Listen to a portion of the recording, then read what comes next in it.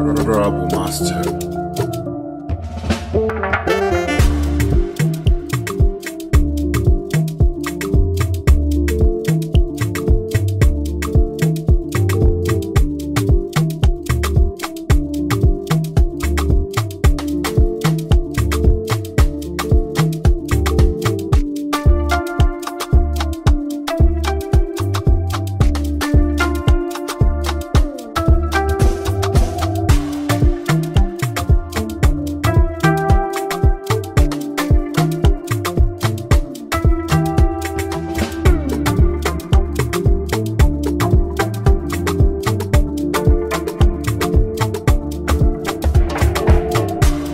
Assalamu alaikum jama'a, da fatan kowa yana cikin ƙoshin lafiya.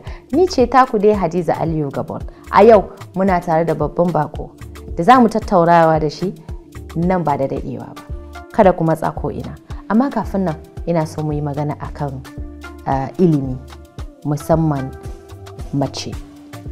Saboda a tunanina, kamar tunanin mutane da dama, an ce idan ka ilimantar da mace ka ilimantar da al'umma.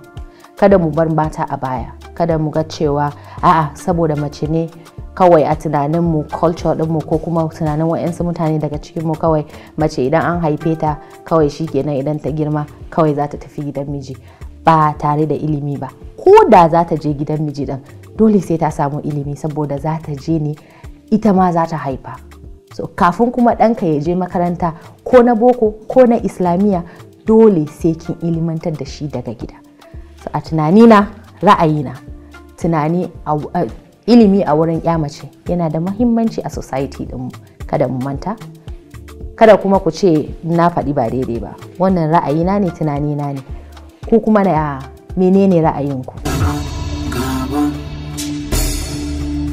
Barkanmu da dawowa jama'a. A yanzu za mu gabatar muku da mawaki kuma marubucin waka Ibrahim Ibrahim. Barka da shigowa. So barkanmu dai da ke da kuma masu ma kallon mu gabaki daya. Yawwa. Assalamu alaikum wa rahmatullahi ta'ala wa barakatuh. Wa alaikum salam. To, kai mawaki ne. Na'am. Kafin tukunna nan, sunanka Ibrahim Ibrahim. Ka ci sunan mahaifinka kenan? Shi yasa ake ce maka Ibrahim Ibrahim ko menene? Gaskiya ne. Sunana Ibrahim Ibrahim kuma sunan wan mahaifina ne. Wato mahaifin marigayi darakta Tijjani Ibrahim, wanda shi mahaifinsa yaya ne ga mahaifina, uwa ɗaya uba ɗaya. To sunan mahaifina Idris Ibrahim. Saboda haka da aka zo, tunda ana gani ni kanin shi ne, ina zuwa wurin shi da sauransu, har na zo na fara waƙoƙi na. To wasu ba za su tambaye ka ba, tunda ana kanin oga ta so su dauka cewa ai kawai to sunan babansa ne aka sa masa, sai ne ya zama Ibrahim. To ainihin inda Ibrahim ya sa. To ainihin sunan ka fa? Ibrahim Idris Ibrahim. Ta masha Allah. Ta mawaka, ko in ce a cikin masana'anta an fi sanin ka bisa mutanen gari. Na'am. Menene ya faru?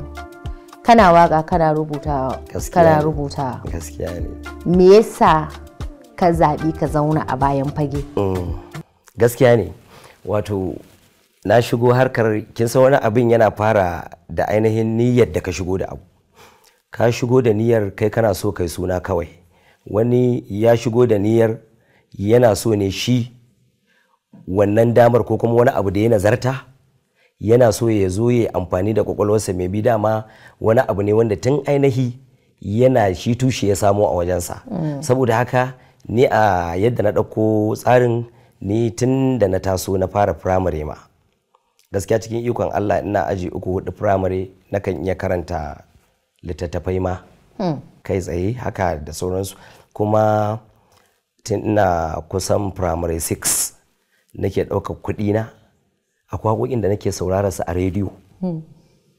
To sai na gano cewa an ma buga su. Tun lokacin buge-buge ma da abubuwa na zamani gaskiya ba su yawa ba, saboda ni na fara firamare a 1984 na fara firamare, kuma na shiga secondary school a 1990. Saboda haka ni a by that time, lokacin a wannan lokacin kamfanin da na sani akwai Northern Nigerian Publication Company. wanda kusan a Zaria yake, shine madaba'a na farko a kusan arewacin Najeriya. Su suka buga Magana Jari, su suka buga su Ruwan Bagaja, su suka buga su Zaman Mutum da Sana'arsa, su suka buga littattafai irin na Hausa literature drama, irin su Zaman Duniya, su Uwar Gulma, wanda duk irin yawanci malaman university haka ko kuma masu hikimar ɗabi'i, masu nazartar harshen Hausa da adabi a zamanance, wanda in dai sun yi wannan sun rubutu, to wannan kamfanin tilo shine yake musu ainihin ɗabi'i. Saboda haka zaki ga akwai littafin waƙoƙin marigayi Akila Aliyu, akwai littafin rubutattun waƙoƙin marigayi Ma'azu Hadeja, akwai littattafai irin na su marigayi Sa'adu Zungur, irin wallafar da suka yi, to duk kamfanin yayi to sai ake siyarwa. A lokacin za ka siye shi ma bai fi naira 1 ba, ne naira sile 6 sile 5 ma, haka muka dinga nake siya, wanda kuma wasu har yanzu in sun lalace tunda ana sake buga su. Ina su wannan infraji na marigayi Aliyu na Mangi, to ni tun daga nan abin da ya ja hankali na fara wannan, nima abocin san wannan ne, da abin da yake a rubuce waƙe ina wannan, sannan kuma nima abocin sauraron waƙoƙi ne irin na Indiya bayan na adabi namu na Hausa. To wannan shine a takaice ya ja hankali na nake son rubutu.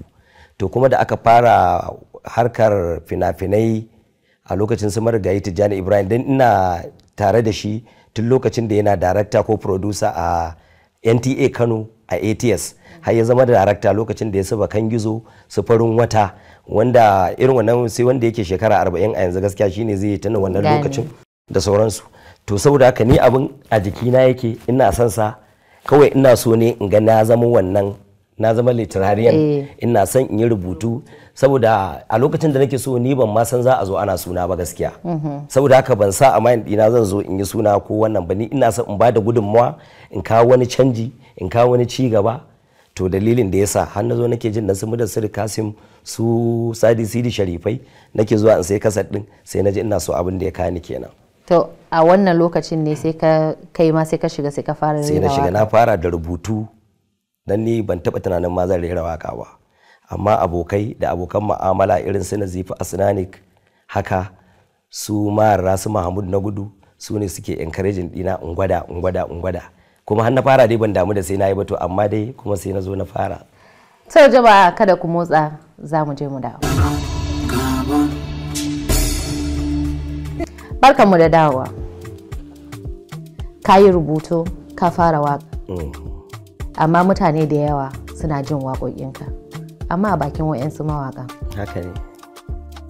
Akwai mawaƙa da daman da muke gani suke rera waƙoƙinka ake sawa kuma suke tashe, amma ba a san kai kake yi ba. Gaskiya ne. Za ka iya faɗa mana adadin waƙoƙin da ka rubuta da wa'yansu suka hau, kuma za ka iya ba mu sunayen wa'yannan mutanen da suka hau waƙoƙinka? To gaskiya daga shekara ta 2000 kenan lokacin da na fara na shigo cikin wannan tsarin ko kuma wannan masana'anta tamu, a lokacin na yi rubuce-rubuce har ta kai kusan ba yadda za a yi a ce rana ta zo ba ni da aikin da zan rubuta. To idan ka ɗauka zuwa kawo yanzu, sanin adadin, ko da ina adanawa, sanin adadin waƙoƙin da na rubuta, kama daga na fina-finai, kama daga na siyasa, tunda ita siyasa ma ita muka fara daga baya, da na fim aka fara, daga baya aka zo aka fara na biki. Saboda lokacin da mu muka shigo din ma gaskiya ba wata waƙar biki ma da ake, iya na fim ake yi, ba ma aidiyar ma tunanin ma za a yi waƙar biki. A haka aka zo aka fara kawowa, mutane suna nema, wasu ɗaiɗaiku suka fara, kuma har aka zo aka yi, sannan sai aka dawo kuma ake yin na siyasa, wanda ainihi duk wanda ya sani iya waƙoƙin siyasa ma da za ka ga duk irin salo ne, bulus ake yin su. Wasu ma irin masu mawakan siyasa wanda ba a cikin masu ke ba suna yi da tafi, mu ne ma muke zuwa kuma a saka piano a yi wannan da sauransu, ba ma wanda ya fara waka siyasa da kalangu. To har aka zo kuma aka ma ana yin sifidin ɗinta ma a yi wannan da sauransu. To so in ka duba irin adadin wa'annan abubuwan, ka zuwa da na fim da na biki da na ainihin siyasa, gaskiya zan iya cewa in na ce wai a dunkula ga adadi, to tabbas ƙarya zan yi. Amma akwai a cikin waƙoƙinka akwai waƙan da ka rubuta ko kuma kai ka rera da kanka da kake jin daɗin ta? Gaskiya ba ma ɗaya ba, akwai su da yawa. to zaka iya wacce ce daga ciki sannan kuma ko zaka iya rera mana baitutuka kaɗan daga cikin waka? To da yake yawanci wasu waƙoƙin zaka ga in an yi mani ka shiga wannan abu ka shiga wasu waƙoƙin sai in yi ba ban ma haddace su ba, sai in ga wani mai sauraro ma ya fi ni wannan ɗinsu da wannan. Akwai wata waka da na yi wacce kamar tsumagiya ce, ko in ce mata me zan ce, ta taba abubuwa da yawa. Ta taba yanayin rayuwa yau da goben, abubuwa da suka wuce da abubuwan da suke faruwa, sai ka ga dan maimaitawa dai ake, duk wani abu an yi shi mai kyau ko mara kyau maimaitawa ake, sai dai kawai kwaskwari ma ko laifi ne yanzu zamanantar da shi ake. Yau tun da misali da iya banna sai dai a haura gidan mutum Allah ya kiyaye ko ai kaza ko ai kaza, ba wanda ya taba tunanin wata waya za ta zo ya cuci wani ma, ba wanda ya taba tunanin wata kwamfuta za ta zo ya kwashe wasu kuɗi. To kaga duk wata cutar zamanin da ita ake haka, in alheri ne da duk ko me zaka ba mutum sai dai ita ya karba ko kuɗi ne ko, amma yau sai dai yana zaune ko a maka yake ka tura mai ko ituro ma. To irin wa'annan na duba abubuwa na rayuwa mai canjawa da wasu abubuwa, har magana gidan yari da sauransu ne bayanai, saboda da an ce gidan yari wani abin da zai dauka kowa ma laifi yayi na gaskiya aka je aka shi, a'a wani kaddara, akwai da nake cewa wani kaddara wani ko bashi. iya jin baitin wani ya tafi ya dawo, wani ya tafi bai dawo ba, yau da gobe ikon Allah yadda ya so ake yin kallo. Wani gashi yau ya samu ga wani bai samu ba, a yanayi yana yin sauyi yau da kamar da wannan haka da ina jiki, wani ya tafi bai dawo ba ga wani ya tafi bai dawo da sauransu. Nake ce a duniya budurwar wawa mai ido tsakar ka duba, wanda ta daga aka kalla yau ta aje shi ba a kallo. To irin wannan amma wannan lokacin kallo ta dan jima gaskiya. To amma yanzu ina yi mata tsari ma na sake ta da sauransu. Akwai waka kuma da ne wacce ke yau da gobe ta Allah ce ya sada babbar cuta, haka zafin nema ba za ya kawo samu ba. To irin wannan akwai kuma wacce nake cewa komai da lokacinsa, abin da ya fari za ya kare, ya aike da hankali bita sanni duniya ce. To haka ire-iren waƙoƙi na gaskiya ni in zai waƙa ni kaɗai na biyun waƙoƙi na faɗakarwa da sauransu haka. Tana yi ne don faɗakarwa koko a wannan lokutan da kake rubuta waƙoƙin nan wani abu ne yake faruwa da kai kake zuwa, saboda kaga kayi magana akan zafin nema baya hana samu. A menene ya faru da kai a wannan lokutan da kai wannan rubutun waƙa? Wani abin kana zaune ko kana tafiya zaka ga wani abu ya faru ko a bakin titi ko a kofar gida ko ka kunna rediyo ka ji. Sai ka ji. Yawwa. To wani lokaci na fito irin kamar zaka ga rayuwa yadda take. Da yau in aka ce karfe 6 na safe ta yi. Da ka fito kofar gida bayan kayan sallah wasu kan dan fito haka suna lazubi suna. To a lokacin sai na ga wani ya fito da kurar ruwa yana ta sauri ya je ya bulayi. A lokacin har lokacin ana a caba a Kano. Ana a babura, na ga masu babura ana sanyi sun fito, wani ya sa hula wani wannan an yi wannan, kawai na kalla na ce rayuwa kenan. Gashi shi ne nake wannan waka yau da gobe ta Allah ce sada. Ga haka zafin nema ba za ka samu, kawai ina kallon cewa da hanzarin ka dai dan ka samu ne, duk kokarin ka dai dan ka samu ne, duk saurin ka yau da ruwani za ka samu din, amma kuma dai akwai lokaci. To amma kuma fa in ka duba kuma rayuwar gaba ɗaya ga mai hankali wato tauhidi ce gaba ɗaya, ita ce ba wani jari da ya fi shi. Saboda abin da Allah ya kaddara ma za ka samu ko da gudu ko da sassarfa ko da rarrafe, wallahi tallahi shi za ka samu. To shi ne kawai na kalli wannan abubuwan, na kalli rayuwa, na kalli wannan so za ta zuwa ne wannan hakan. To jama'a da fatan kuna jin daɗin tattaunawa da muke yi da Ibrahim Ibrahim, ku kasance tare da mu, ina nan dawowa. To jama'a barkamu da dawowa. Kana rubuta waka, sannan kana shiga studio. Kai da kanka idan za ka yi waka naka na kanka, ba wai ka rubuta ka ba wani ba. Kana rubutawa ne koko kawai shiga studio kake yi ka rera da kanka? Duk biyun na kan yi. Wani lokacin ina natsa sosai na kan yi rubutu. Duk da wai ko zan yi da kaɗin ba wai sai ba na cikin nutsuwa zan yi ba, nan ma ina nutsan zan yi.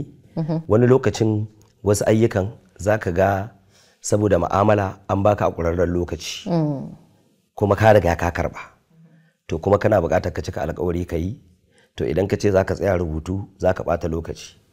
To da haka da gwadawa har abin ya zama jiki, zan rubuta waka, in ba waka in ba rubutu zan ma shiga in yi. Saboda akwai wata waka ta siyasa ce wacce ta yi tashi a Kano, ko ba ambace ta ba mutane sun sanni da ita. Yanzu wani yadda ta ɗaukaka yadda azancinta yake alhamdulillah ba yabo ba, ba wai proud ba, in zan kwana ina rantse wani cewa ni ban rubuta a ba ta zai bai yadda ba, kuma ni ba rubutu ne kaya ta cikin yardar Allah. To masha Allah. Amma da wace ka rubuta karera da wace kai da ka, wacce ce ta fi ma daɗi? To gaskiya ga duk wanda ya san me adabi, rubutu ai gaba yake da komai.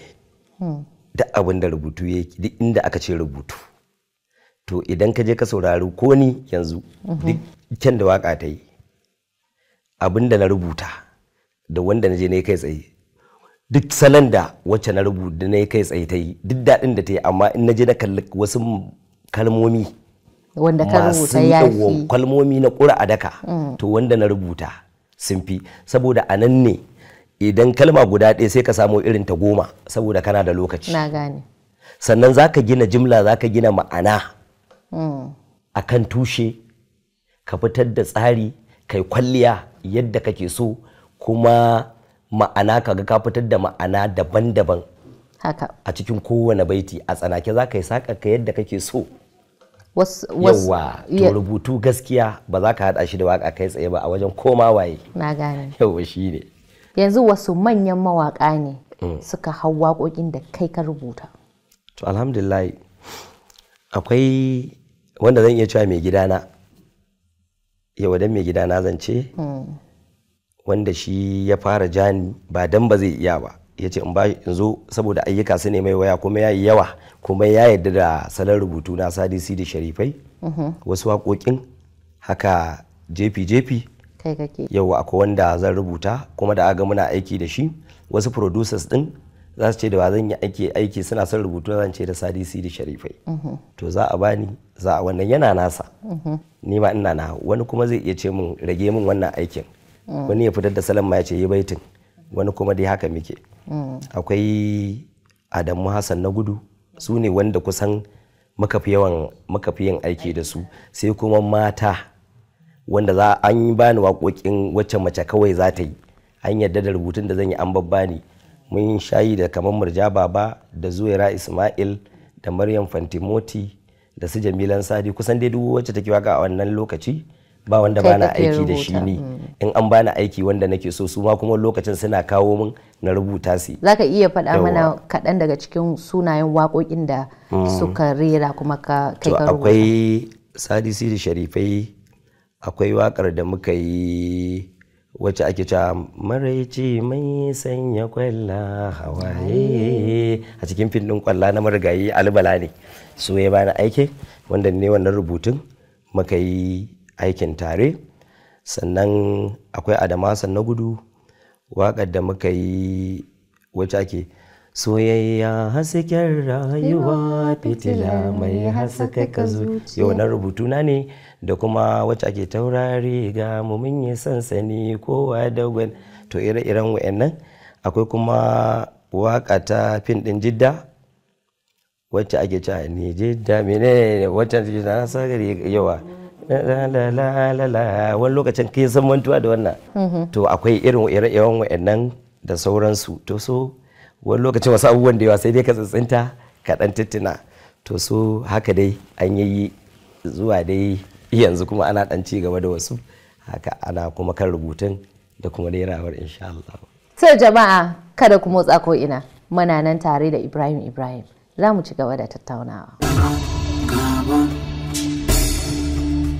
Barkanmu da dawowa jama'a. Bayya, kamar dai yadda nake kiranka. Haka ne. Mecece soyayya? Soyayya kaddara ce. Okay. Ni a fahimta ta. saboda sai ka shekara 10 da mutum yana ganin ka kana ganin sa, zai wuce za ka wuce sai ma ku yi ta hira. Ran da Allah ya kaddara za ta fada ta soki zuciyarka, to daga ranar za ta fara, saboda ita soyayya tana faruwa ne automatically lokaci guda, saboda ita ba za ka iya cewa ka ɗauko ta ba ne kawai dama ka adana kayanka na ajiye soyayya ta duk wacce na ga dama ita zan je in saka wannan soyayyar, sai na je na zaɓo kawai wacce na ga ta ya kamata sai in sa mata soyayya ta. A'a, faruwa take. Saboda haka ni a wuri na soyayya a fahimta ta kaddara ce. Kaddara ce shi ne kawai in ba da amsa a takaice. To alhamdulillah. Akwai wata actress da kake so ko da ka taba so?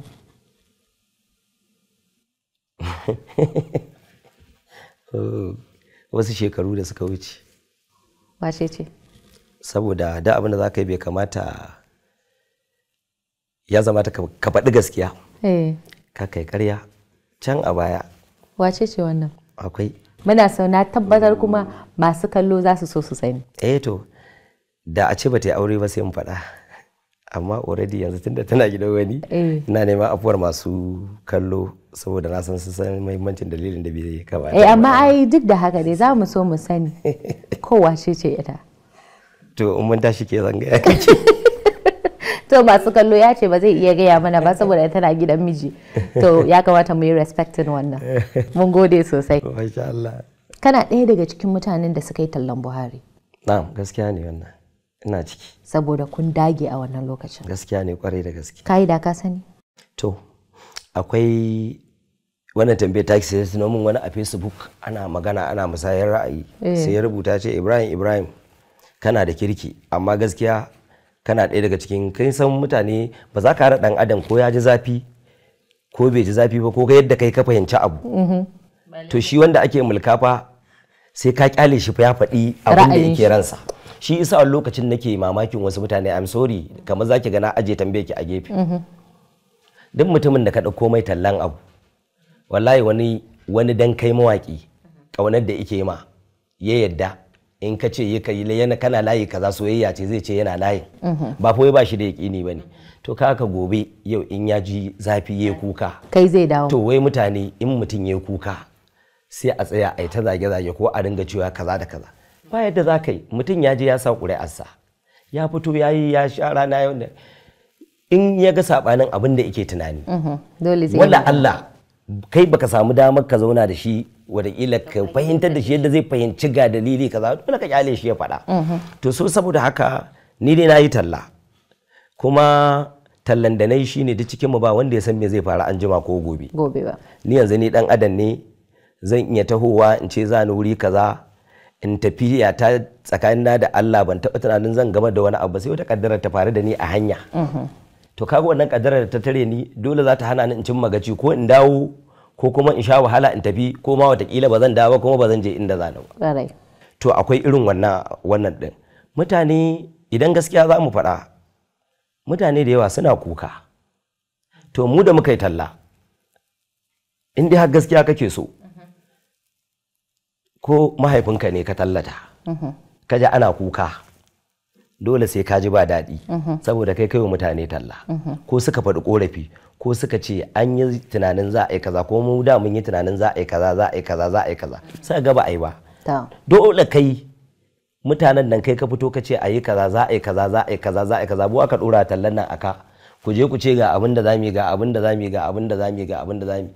In an yi wasu ba a yi wasu ba, dole sai ka bar mutane a inda ba su ga daidai ba su wannan. Saboda haka inda mutane suka yi kuka, ni ina cikin kukan nan. Inda mutane suka ga alherin gwamnatin nan suka yaba, ni na ma fi su jin daɗi. To ni ina ganin shi ne amsa ta. Kai kana tsakiya ke? Ina tsakiya. Inda duk suke kuka mutane.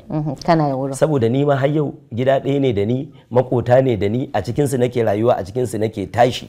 Ina siyan gas, ina siyan fetur yadda suke siya. To ka san abin da ake. Kuma sai na fita ni ma na nemo, nake zuwa gida in ci da iyali na. Shi yasa wannan abin da ke damun bayan Allah ni ma yana damuna.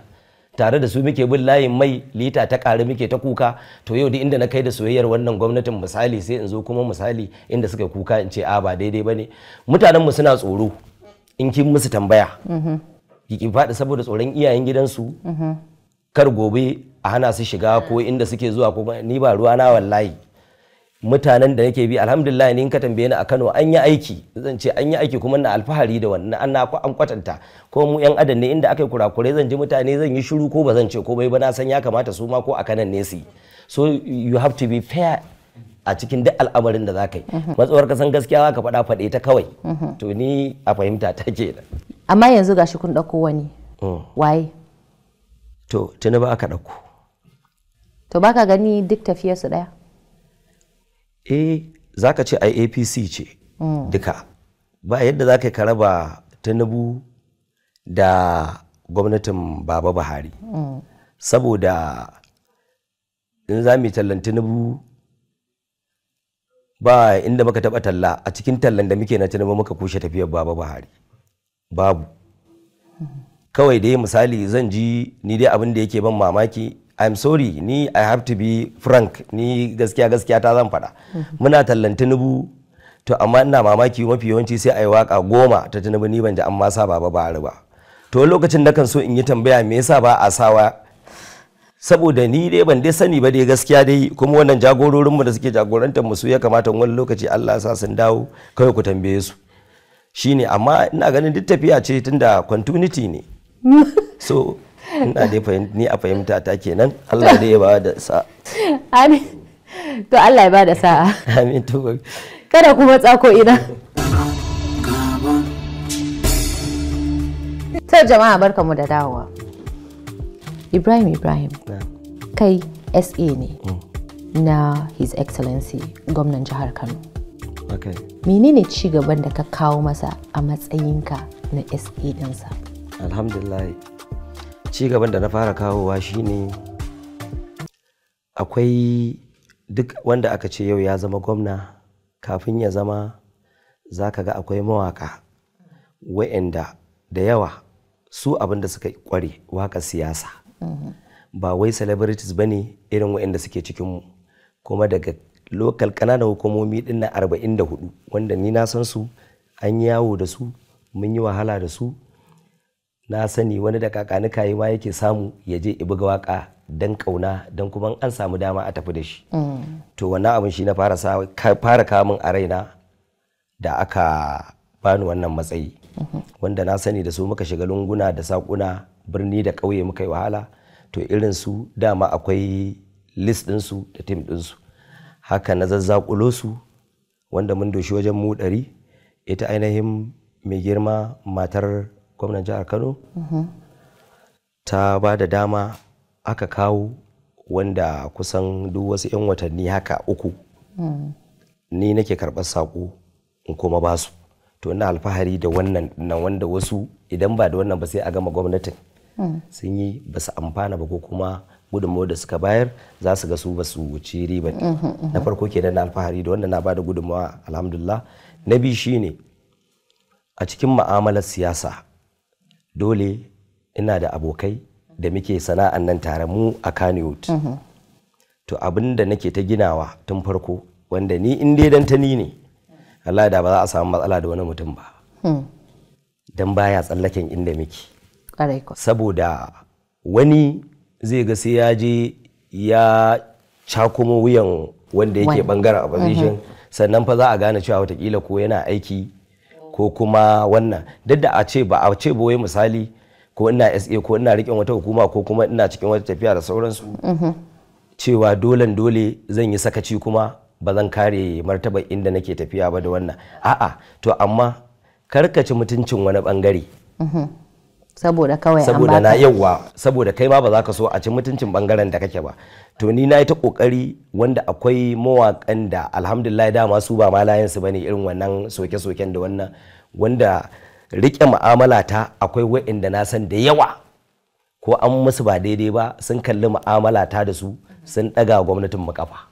Na gane. Yawa sun daga gwamnatin mu kafa, kuma duk inda zan ga an yi wani abu wanda zai jawo wa ainihin tafiyar mu ko shi mai girma gwamna wata matsala, za ka samu daga wajen ko da mutanenmu ne na cikin gwamnati za su yi, zan yi kokari in shiga ko ta karkashin kasa in ce ba zan bari ba, saboda idan an yi wannan za a haifar mana da wata baraka kuma a cikin gida. To kusan na yi irin wayannan abubuwan da yawa, duk da akwai wani abu duk da ba shi kika tambayan ba, akwai ciwo kwarai da gaske. Kaga yau wasu mutane sun zo kamar in ce sun yi hijacking matsayinka, ko wani mutum ya zo daga can wata jiha ya zo ya yi hijacking din matsayinka, saboda in ya zo ya maka kallon banza, saboda dalili kai bai san ka ba, saboda shi faɗowa ya kawai rana ɗaya ta sama taka a ƙarshen tenuwa.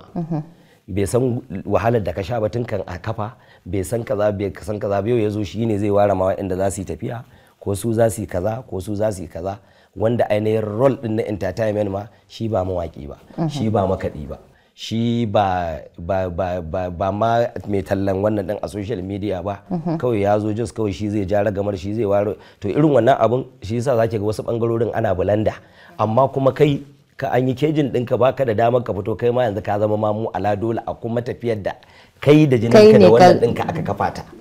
Ka gane, ka zama kawai duk inda aka ja shi yasa wani abun za ki ga ko mutane masu nazarta za su ga ina nokewa, amma tsakanina da mu'amalar iyalin shi mai girma gwamna su sun san muhimmanci na. To alhamdulillah shi isa ake tafiyar lafiya. To kai mawaƙin siyasa ne ko faɗakarwa kake? Gaskiya duk biyun. Ke ce duk biyun? To jama'a kada ku matsa ko ina. Barkanmu da dawowa jama'a. Wani irin shawara zaka ba wa 'yan uwanka mawaka? 'Yan uwana mawaka? Musamman masu tasowa. Shawarar da zan ba su shine su tsaya sosai, su yi amfani da damar su. Amfani da dama shine wala Allah a cikin damammakin da na samu, dan adam ne ni, wadakila na yi wasu kurakurai, to ni kuma abinda zan maye gurbin wannan kurakuran da na yi shine to kada in bari wani ya zo kuma ya yi irin kuskuren da na yi. To shine na farko su yi kokari a lokacin da kariyarsu take tsini, dan Allah in sun ji ni, in sun gani wannan su ɗauke ta tsakanina da su a mu'amala, dan Allah duk wanda yake da dama ya yi ƙoƙari yana harkan nan, amma yana wani investment. Yana wani investment. In ba za ka iya ba, idan ka nemi ko a family ɗinka ko matarka ko wani ɗan uwanka da ka yadda da shi, ka gina musu wani abu su dinga yi. Ba dan komai ba, dan gobe. Saboda yau da gobe za ka so yadda kake cikin sutura, za ka shiga, za ka fita, za ka hau motar da kake so. Nan gaba ba ka so kai ƙasa ba, so kake dai idan daman nan ba ta yi gaba ba, to kada ka gangaro ka dawo 0%. To wannan kusan ni ita ce shawara ta farko da zan ba su. A cikin rayuwa kowa yana da mutane da daman da suke ba mu shawarwari da sauransu. Ina so ka bani mutane biyu da suke iya baka shawarwari wanda za su iya ce Ibrahim bar wannan zaka bari, yi wannan zaka yi a kannywood industry. Gaskiya ne. Akwai Nazifa Sani gaskiya. Idan kullum na faɗa na ce idan abin da ka faɗa abin da ka san daga zuciyarka yake tsakaninka da Allah. Mutum na biyu. Yawwa. Na biyu shine shi a wannan bangaren zan yi cewa Nazifa Asnanik. To akwai kuma mutane da yawa wanda su kuma na dunkule su na basu a wannan ɗayan. To kin ga ina da bangare biyu ke. A'a mutum ɗaya ne zaka. Ai su wayannan din tattara ne su ma suka yi haɗa mun guda ɗaya. Su din ma mutum ɗaya zaka ɗauka cikin wannan tattara. To a dai cikin wannan sana'ar. To gaskiya to shi wannan dattijo ne a cikin harkan nan. Dattijo ne a cikin harkan nan. Dan ba zan manta ba duk inda muka haɗu akwai Adamu Kwaban Masoyi. Gaskiya ba zan manta ba. Saboda ni ban san adadin shawarar da ya ban ba. To, ya ban shawara sosai. Nazifi ko Adamu ka zaɓi mutum ɗaya. Shi kin ga shi Nazifa amini na ne, abokina ne, shi kuma wancan abokin yayana ne. Duk da haka zaka zabi mutum. Kin ga shi isa ai bigiran kowanne daban. Amma yanzu zaka zabi mutum ɗaya a cikin su biyu. Wato ni fatan kan nazo harkan nan fa kun ga ku wannan mutum biyun nan shi nake ta da. Wannan mutum biyu bayi ne nake ta wannan.